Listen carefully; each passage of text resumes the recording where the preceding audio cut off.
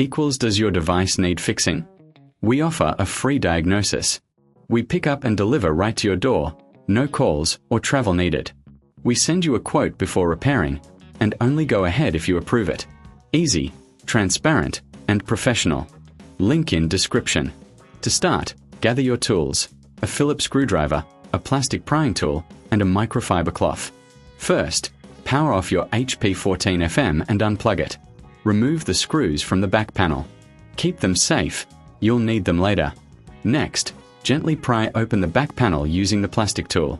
Be careful not to damage any clips. Once open, locate the battery and disconnect it. This is crucial for safety. Now, focus on the screen. Remove the screws holding the screen in place. Carefully detach the screen from the hinges. Take your time here to avoid any damage. Before installing the new screen, clean the internal area with a microfiber cloth. This ensures no dust gets trapped.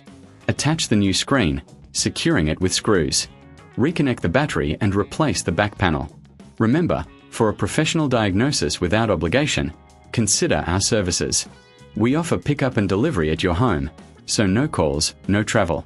Get a quote before repair to know your costs upfront. Now, power on your laptop and enjoy your new screen.